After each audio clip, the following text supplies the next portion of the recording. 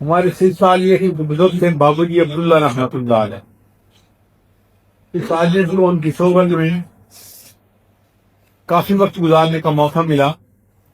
وہ مستجاب الدعوات تھے اور ان کی خاص بات یہ تھی کہ جس بندے کے لیے دعا کرتے تھے کہ اللہ اس کو اپنے حبیب صلی اللہ علیہ وسلم کی زیارت نصیب فرما، 3 راتوں کے اندر اندر اس کو نبی اسلام کی زیارت خواب میں نصیب ہو جاتی.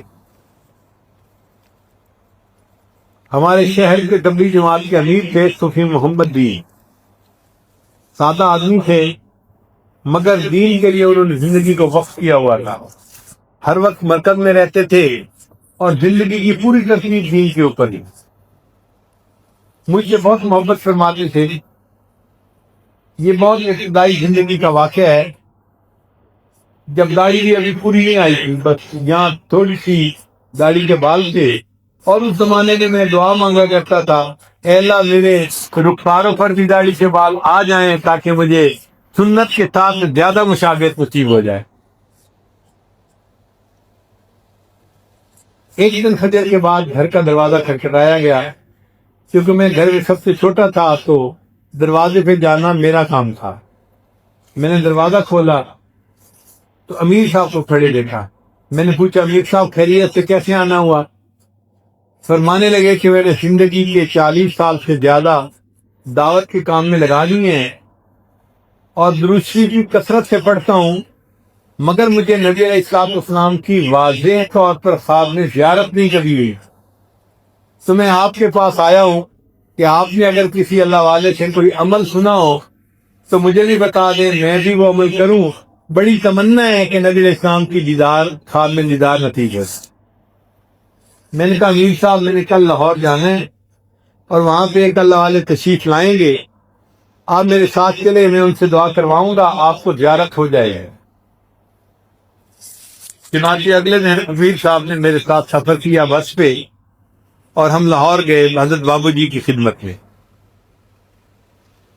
وہاں میں نے بابو جی کا تعارف کروایا اور بابو جی کی خدمت میں کہا کہ حضرت آپ ان کے لیے دعا کر دیں کہ اللہ ان کو اپنے محبوب صلی اللہ علیہ وسلم کی خواب میں زیارت نصیب فرمائے. بابو جی کی زندگی میں بہت بے تکلفی تھی. انہوں نے یوں ہاتھ اٹھائے اور ایک فکرہ بولا، اے اللہ ہمارے اس بھائی کو اپنے محبوب صلی اللہ علیہ وسلم کا دیدار نصیب فرما. ایک فکرہ بولا اور دعا ختم کر دی. اب جماعت کے حضرات تو ماشاءاللہ گھنٹوں لمبی دعا مانگنے کے عادی ہوتے ہیں. تو امیر صاحب مجھے دیکھ کے پوچھنے لگے کیا دعا ہو گئی ہے؟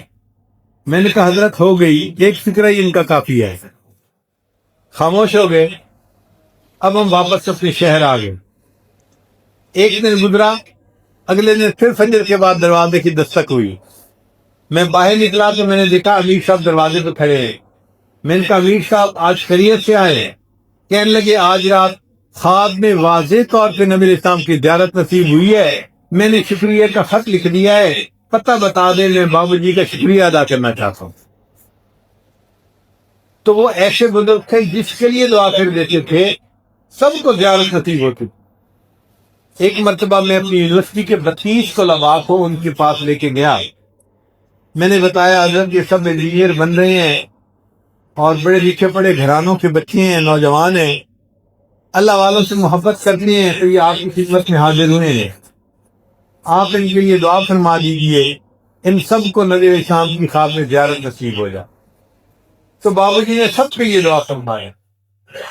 اللہ کی شان دیکھیے، اگلے 2 دنوں میں 32 طلباء نے آ کے ویریفائی کیا، ان سب کو نبی علیہ السلام کی زیارت نصیب ہو گئی.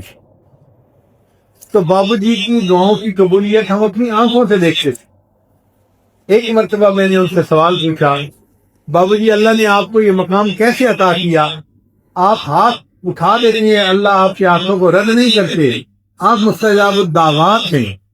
جب میں نے یہ سوال پوچھا تو بابو جی کی آنکھوں میں آنسو آ گئے اور مجھے دیکھ کے فرمانے لگے شفقار میں اپنے سردار کی نافرمانی نہیں کرتا، میں اپنے آقا صلی اللہ علیہ وسلم کی کسی سنت کے خلاف کوئی کام نہیں کرتا، یہ اس کی برکت ہے، اللہ نے مجھے مستجاب الدعوات بنا دیا. تو مستجاب الدعوات بننے کا سب سے آسان طریقہ ہر چھوٹے بڑے عمل میں نبی علیہ السلام کے عمل کی اتباع کی جائے اور اللہ تعالیٰ کے محبوب صلی اللہ علیہ وسلم کے طریقے کے اوپر زندگی گزاری جائے۔